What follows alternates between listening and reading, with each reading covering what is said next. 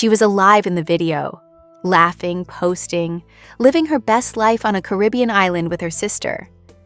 The ocean was behind her, the sun was hitting just right, and she had absolutely no idea that she would never make it home. That video is still up, and every time somebody watches it, they are watching the last few hours of Denisha Delancy's life. Have y'all actually ever tried to tell a woman that she should not wander off with a man that she just met that she presumes has money? Yeah, most of them just not gonna listen to you. They gonna hit you with the girl, I'm grown. I ain't gonna be gone that long, and I'm gonna share my location. So they always say, never leave your people alone on vacation. And this story is exactly why, because 29-year-old Denisha Delancy went to St. Martin with her sister and somehow ended up never coming back home alive.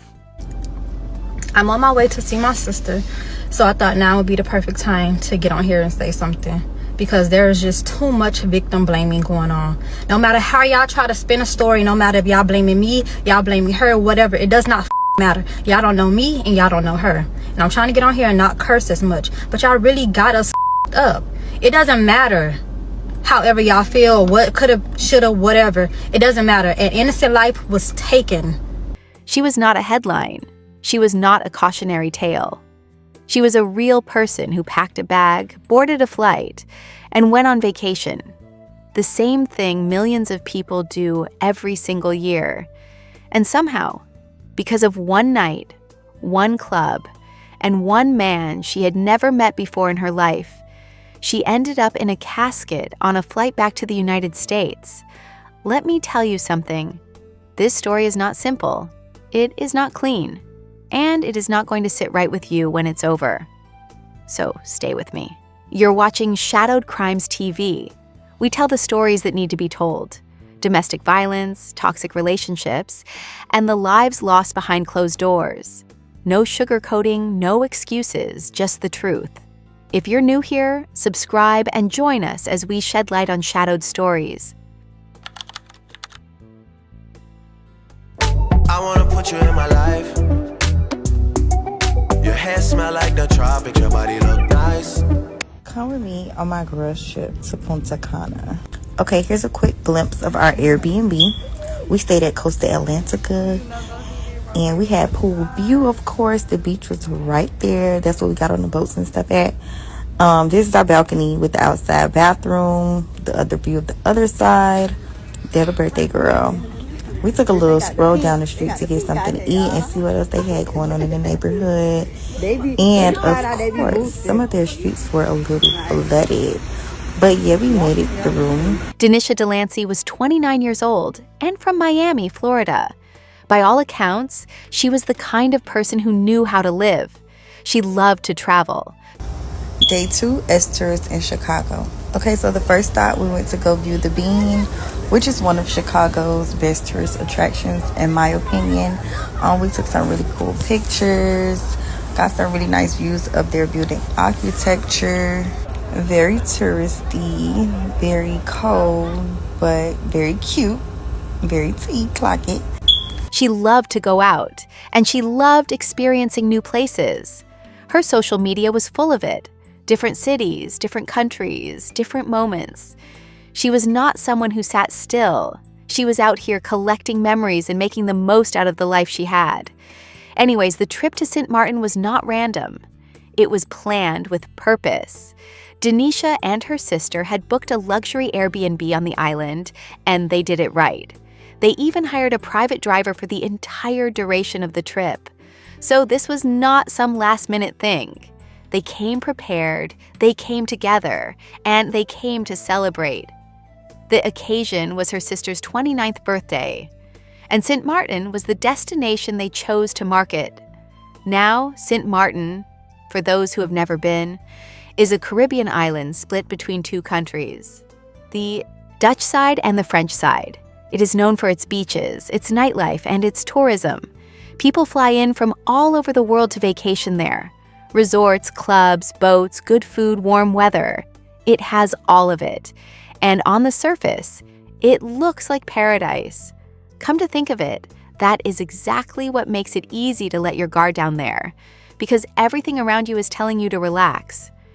But like a lot of tourist destinations, there is a side to St. Martin that does not make it into the brochures.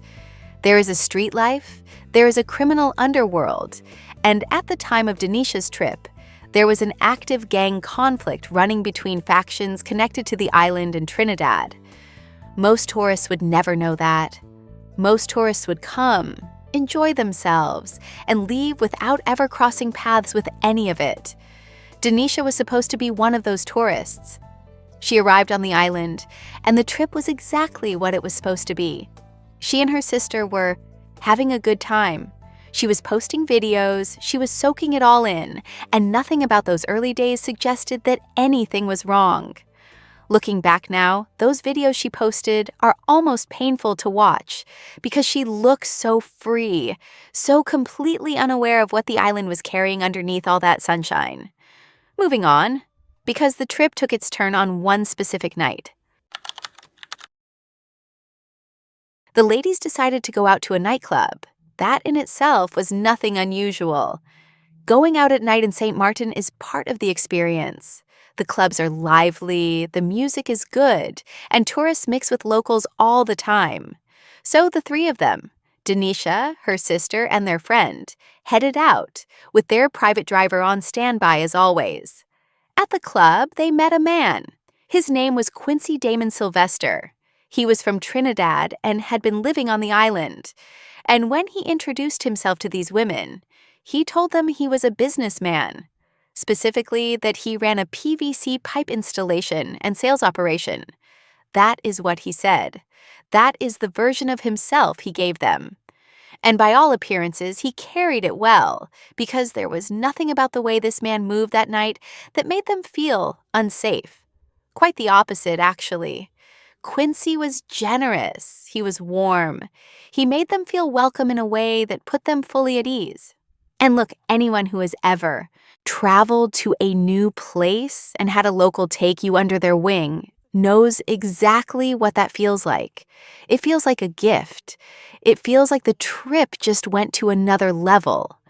That is what Quincy Sylvester felt like to these women that night. So when the night started winding down, the comfort they felt around him was real. Real enough that they made a decision that felt completely natural in the moment. They told their private driver he was not needed. They would be getting a ride from Quincy because his Airbnb was just a few houses down from theirs. It made sense. It felt safe. And so the driver left. Make it make sense, because it did make sense at the time. That is the part people keep missing when they want to pick apart every decision these women made that night. Nothing they did was reckless by any normal standard. They were on vacation, they met someone who seemed solid, and they made a judgment call. That is human. That is something people do every single day. Quincy drove them to their Airbnb as he said he would. He dropped off Denisha's sister and friend. And that right there, that moment at the door, was the last time her sister would ever see her alive. Because Denisha did not go inside. Instead of walking through that door with her sister, she chose to stay with Quincy. The original plan was for them to go back to his Airbnb, which was close by. But somewhere along the way, that plan changed, and the two of them ended up heading back in the direction of the club instead. Nobody knows exactly why. Maybe the night was not over for them. Maybe they wanted more time. Whatever the reason, they got back in that car and drove off into the night, and that was it. Now here is where the story gets even heavier, because what those women did not know, what Denisha could not have known, was exactly who Quincy Damon Sylvester really was. Ain't gonna lie, the gap between who he said he was and who he actually was, that gap was enormous. Quincy was not just a businessman. He was a suspected drug dealer, and not low level, the kind with enemies, serious ones. He had reportedly been behind the shooting of a rival figure known on the street as Plumpy Boss, and that move had consequences. It had put a target on him. There was an active bounty on Quincy Sylvester's head, placed there by rival gang members who were going to collect on it one way or another. And here is the part that is genuinely hard to process. Surveillance footage from that very nightclub, reviewed by investigators after the fact, showed that Quincy had been followed for hours. Hours. While he was at that club having a good time with Denisha and her crew, while the music was playing and the drinks were flowing, someone in that room, or nearby, had already locked onto him. They were watching. They were waiting. That means the danger did not start when Denisha got into the car. The danger was already in the building. It was already on him before she ever shook his hand. Oh, so now we understand why their private driver reacted the way he did when he found out what happened. Because the driver knew. When he later made calls after dropping the women off, he discovered that the man they had spent the evening with, the same man he had just been told he was no longer needed for, was someone who had a known bounty on his head. The driver had heard. The driver knew the streets. And in that moment, he realized that Denisha was still out there with him. But by then, it was already too late. At some point after leaving the area of the club, Quincy's car was moving through the island roads with Denisha inside. The night was late. The streets were quiet, the way Caribbean streets get in the small hours. That kind of dark and still that makes you feel like the whole world has gone to sleep. And then the gunfire came. Investigators believe the vehicle was ambushed. Whoever had been tracking Quincy throughout that evening had made their move. Shots were fired into the car. The impact caused the vehicle to lose control and crash. And just like that, a birthday trip became a crime scene. When first responders arrived, the initial picture they were given, or the initial picture they chose to give, was that of a car accident. That is how it was reported in those first hours. An accident, a crash, nothing more. And for the people who loved Denisha, that framing would become one of the most painful parts of this entire story because it delayed everything. It delayed the truth, it delayed the investigation in the public eye, and it delayed the grieving family from understanding what had actually happened to her. Both Denisha and Quincy were found in that vehicle. Neither one of them survived. She was 29 years old. She had been on vacation. She had done absolutely nothing to put herself in the crosshairs of anyone. And she was gone. Now, this is where the story takes a turn that is hard to sit with, because the crime itself is one thing, but what happened after is something else entirely. Denisha's sister and her friend were back at the Airbnb. They had gone to sleep thinking Denisha was fine, that she was just still out having a good time. But as the morning came and the hours started to stack up without a word from her, the worry set in. Her sister called her phone. No answer. She kept calling. Nothing. And then their private driver, the same man they had dismissed the night before, came to them with news that stopped everything. He told them the man they had been with the night before had been found dead in what was being described as a car accident. Let that land for a second. The driver, who already knew who Quincy was and what kind of life he was living, pieced it together faster than any official on that island did, or faster than any official was willing to admit. Because when Denisha's family went to the police for answers, what they got was not clarity. It was not compassion. It was a wall. Ain't gonna lie. The way authorities handled this family in the immediate aftermath of Denisha's death is one of the most disturbing parts of this case. When her sister and friend went to the police and were told that Denisha had been in an accident, they reacted the way any human being would react to hearing that their loved one was dead. They broke down. They cried. They needed a moment. And the response they got from the people sitting across from them was coldness. Pure coldness. They were told in so many words that they could not sit in that office and carry on the way they were carrying on, that they needed to leave. How did we get here? These women flew to a foreign island, lost someone they loved, walked into a police station looking for answers, and were treated like they were the inconvenience. It was not until Denisha's sister went back the next day and asked directly, was she shot? That the truth started to surface. And the reason she even knew to ask that question was not because of anything the police told her.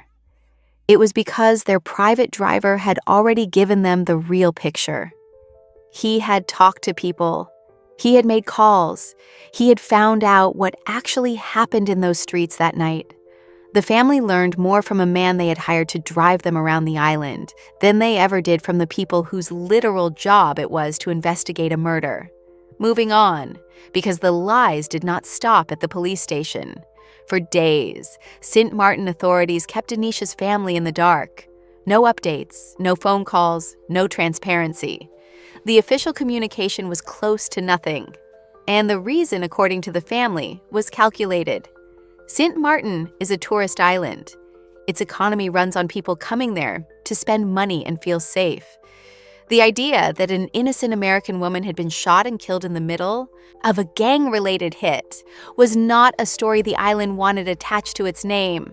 So they tried to keep it quiet. They tried to keep it a car accident, and they almost got away with it.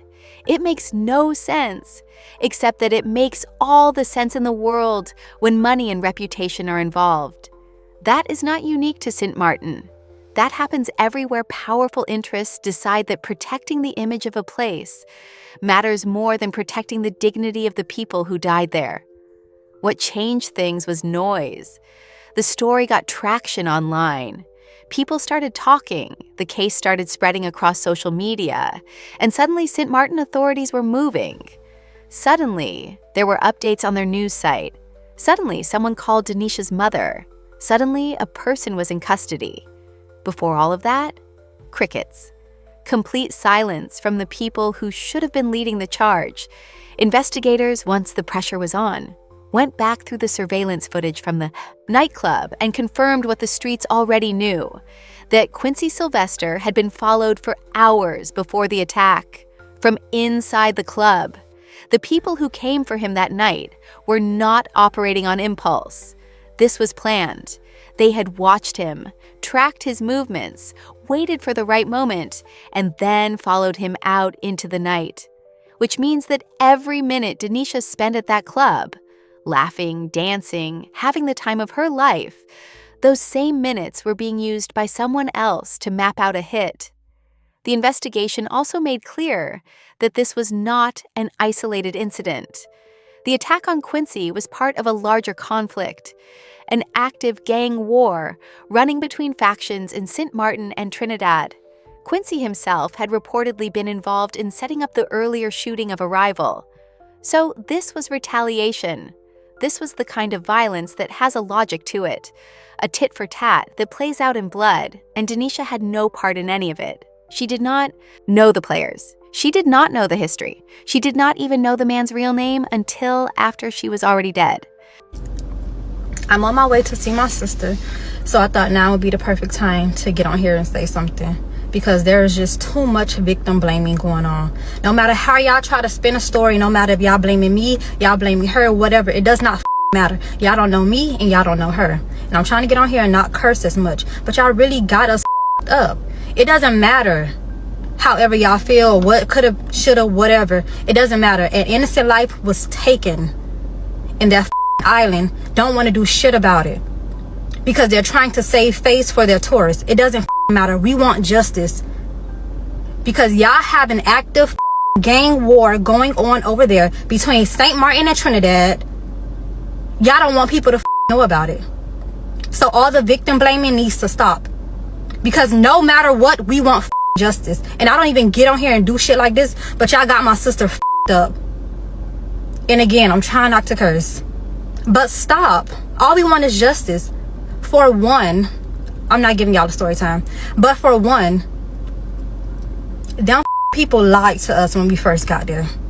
They told us that it was a car accident. Whole time they knew my sister had got shot. They tried to make it seem like, oh, it was just an accident, whatever. If it was not for our driver, we would not know shit. We learned more from the locals than we did from the police. And still to this day, they're trying to keep us out the loop. They don't want to tell us shit. It was not until this story or whatever got some traction that they wanted to update their news site, call her mom, say, oh, we have this person in custody or whatever. But before that, it was crickets from them. They were so nasty to us. When they told me and my girlfriend, they were so nasty. They had no sympathy, no nothing, no empathy, no nothing. They tell us the news, oh, she's been in an accident, and we, you know, reacting, crying, whatever. And they're looking at us like we're crazy, like, okay, y'all can't sit in here and do this. Y'all got to get the out of my office. That's literally how they treated us, and that's how we felt. We was asking for answers for days. It was not until I went back the next day and asked them, was she shot? Because the driver, our private driver, told us that. He told us everything. Everything we already knew before we got there what was up, but they did not want to tell us nothing. They wanted to lie and say it was a car accident to save face for those tourists, because they did not want it to get out that an American innocent female had been murdered. All we want is justice for my sister. I don't give a how y'all feel. I don't give a how y'all want to turn a narrative on her and say that she could have did this, should have did this. It doesn't matter. She was innocent and did not deserve that shit.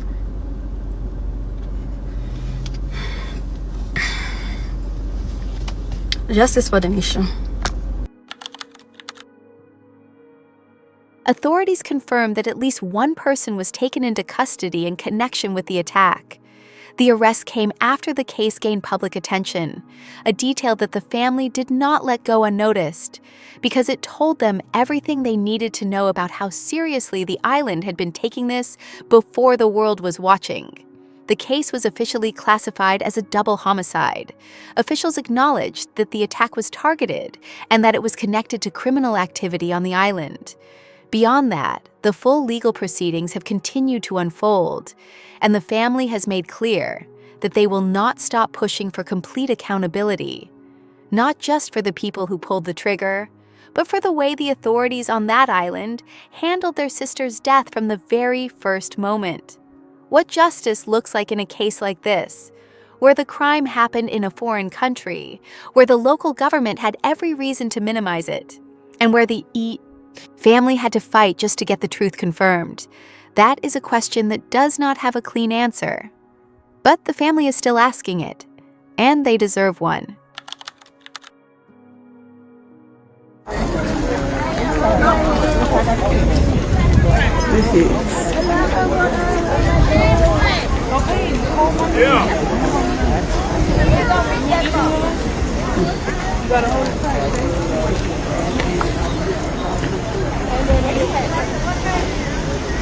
While all of this was unfolding, the investigation, the arrests, the family's fight for basic answers, something else was happening online.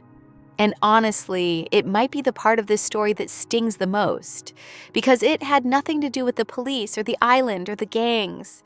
It came from regular people sitting behind screens, looking at a dead woman's story and deciding that the most important thing to talk about was what she should have done differently. The moment news of Denisha's death started spreading on social media, the comments came. People said she should not have gone home with a stranger. People said she put herself in that situation. People picked apart her choices the way they never pick apart the choices of the man who ordered the hit, or the men who pulled the trigger, or the authorities who lied to her family's faces. No, the person who got the most scrutiny in those comment sections was the 29-year-old woman who went on vacation and got killed. Like, let that register for a moment. She did not know who Quincy was. She had no way of knowing. He did not walk into that club with a sign around his neck. He walked in looking like any other man having a good night. He was generous. He was charming. He made 3 women feel safe enough to let their guard down, which, come to think of it, says a lot more about how well he concealed his reality than it does about any failure on their part.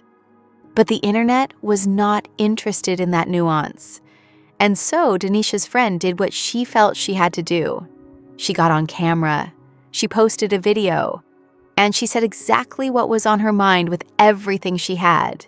She said, and these are her words, it will be the perfect time to get on here and say something because there is just too much victim blaming going on. No matter how y'all try to spin a story, no matter if y'all blaming me, y'all blaming her, whatever, it does not matter. Y'all don't know me and y'all don't know her. She kept going. She talked about the island. She talked about the gang war that St. Martin did not want the world to know was happening. She talked about how the authorities tried to frame everything as an accident to protect their tourism image. And then she said something that cut right to the bone. That island don't want to do nothing about it because they're trying to save face for their tourists. Moving on, because even in her grief, even while she was fighting for her friend's name, that woman was also telling a larger truth. She was saying that an innocent life was treated as a public relations problem, that Denisha's death was inconvenient for an island economy, and that the people tasked with finding justice were more concerned with the narrative than with the facts. I said what I said, and so did she. Every word of it. Anyways, it is worth stepping back and looking at Quincy Damon Sylvester for a moment too, because as easy as it would be to reduce him to just the reason Denisha died, he was also a human being with people who loved him. His cousin posted on Facebook after his death, and the words were raw and real. She wrote, "You fed a lot of homes. You had the most genuine love. You supported your loved ones.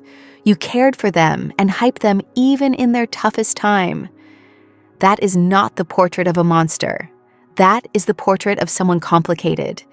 Someone who, by the accounts of the people closest to him, showed up for his family in ways that mattered, while also living a life that eventually got both him and an innocent woman killed on a dark road in the Caribbean. That tension does not resolve neatly. It is not supposed to. Real life rarely does. And that is exactly the kind of thing this story forces you to sit with. Because Denisha did not die because she was reckless. She died because she was human. Because she did what humans do, which is extend a little trust to someone who seemed worthy of it in a place that felt like it was built for joy. She was not the first person to do that. She will not be the last. And that is not a judgment. That is just the truth. Her family held a going-home party for her when she was brought back to the States, a send-off that, by all accounts, looked more like a celebration of who she was than a traditional funeral. Because that is who Denisha was, someone who brought life into rooms, someone who loved to travel and experience the world, someone who was, by every description, vibrant and full of energy right up until the moment that energy was stolen from her. She left Miami on a flight to St. Martin for a birthday celebration. She came back in a casket, and every person who knew her has to carry that. It is what it is. Except that it should not be. It should never have been. And the fact that the people responsible for both the crime and the cover-up are still being held accountable, piece by piece, is the only thread of justice her family has to hold on to right now. Inasmuch as this story is about one woman on one night on one island, it is also about something much bigger. It is about what happens when the wrong people decide your life is worth less than their reputation. It is about a family that had to learn the truth about their loved one's death from a private driver because the police would not give them a straight answer. It is about comment sections full of people who found it easier to judge Denisha than to mourn her. But most of all, it is about a 29-year-old woman from Miami who just wanted to have a good time with her sister, and she deserved exactly that. Nothing more, nothing less, just that. Rest easy, Denisha. If this story moved you, if it made you think, if it made you angry in all the right ways, then you are exactly who this channel was made for. Shadowed Crimes TV exists to make sure stories like Denisha's are not forgotten, are not buried under bad reporting, and are not reduced to comment. Section debates about what a woman should or should not have done. We tell the full story here, Always. If you are new, hit that subscribe button and turn on your notifications so you never miss an upload. And if you have a case you think deserves to be told, drop it in the comments. We read them. We listen. For Denisha. And for everyone whose story deserves to be heard.